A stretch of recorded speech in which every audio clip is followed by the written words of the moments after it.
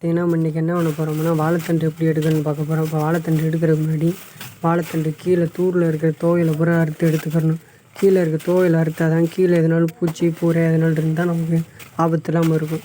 அதனால் கீழே இருக்க தோலை எடுத்துகிட்டு மேலே இருக்க நம்ம அறுக்கும்போது வெட்டும்போது இருக்கிற சிக்கிற தோலை பூரா அறுத்து விட்டுக்கணும்.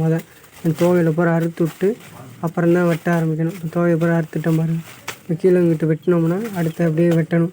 அப்படியே அதுக்கு ஆப்போசிட் வந்து வெட்டணும். 2 சைடு வெட்டினோம்னா நீட்டாக வாழை மரம் வந்து நம்ம வெட்டி எடுத்துடலாம்.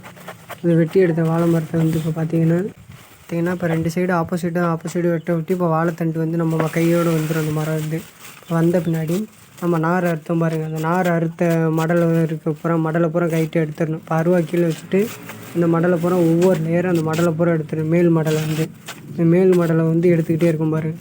இந்த மாதிரி சுற்றிலும் மேல் மடலை பூராமே எடுத்துடணும். நார் அறுத்த மடலை பூரா அறுத்த பின்னாடி உடனே நாரை பூரா எடுத்துடணும். நாரை பூரா மேலே இருக்க நாரை பூரா மடலை எடுத்துட்டோம்னா இப்போ வந்து நம்ம ஒரு அடி மாலுக்கு விட்டு தேவையில்லாத தண்டை வெட்டணும். அது எப்படி வெட்டுறதுன்னா இப்போ அருவா எடுத்து இப்போ மேலேருந்து ஒரு அடி மாலுக்கு தேவையில்லாது இப்போ வெட்டுறேன் பாருங்கள். இந்த இது வந்து தேவையில்லாத மடலை, இது வந்து சாப்பிட முடியாது. இது வந்து கீழே தூக்கி போட்டுறணும்.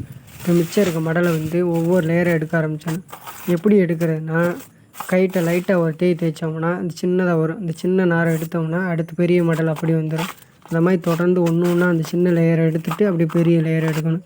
சின்னதை கைட்டு கிழிச்சிட்டு அப்படி பெருசு எடுக்கணும். இப்படி தொடர்ந்து கிழிச்சு எடுத்துக்கிட்டே இருந்தோம்னா நம்ம கடைசியில் உள்ளுக்கு வந்து ஒரு சின்ன வெள்ளைன்னு இருக்கணும்.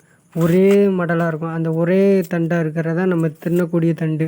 அந்த சாப்பிடக்கூடிய தண்டு வர தட்டிக்கும் தொடர்ந்து எடுத்துக்கிட்டே இருக்கும்.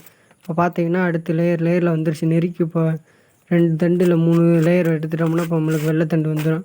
இப்போ பார்த்தீங்கன்னா தொடர்ந்து எடுத்துக்கிருக்கோம் பாருங்கள். இந்த மாதிரி நீங்கள் ஒவ்வொரு லேயரை பொறுமையாக கிழிச்சு எடுத்துக்கிட்டே இருக்கணும். அந்த மடலை வந்து தொடர்ந்து எடுத்துக்கிட்டு இருந்தோம்னா இப்போ வெள்ளைத்தண்டு வந்துச்சு பாருங்கள். இதுதான் வெள்ளைத்தண்டு.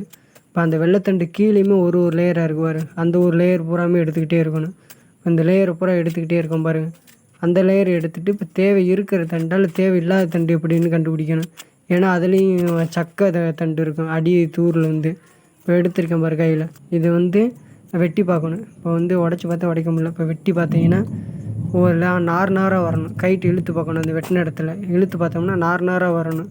அந்த மாதிரி நாராக வந்தால் தான் அது நல்ல தண்டுன்னு அர்த்தம், நம்ம சாப்பிடக்கூடிய தண்டு. இப்போ உடஞ்சி விழுந்துச்சு பாருங்கள். அந்த இதில் இழுத்து பார்க்குறேன் பாருங்கள். இது வந்து நல்ல தண்டு.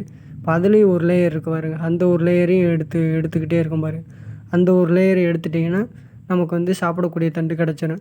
விவசாயம் சம்மந்தமான வீடியோஸ் பார்க்குறக்கு நம்ம சேனலை வந்து சப்ஸ்கிரைப் பண்ணுங்கள். பிடிச்சிருந்தால் லைக் பண்ணுங்கள். விவசாயம் சம்மந்தமான சந்தேகம் இருந்தால் வீடியோவில் வந்து கமெண்ட் பண்ணுங்கள்.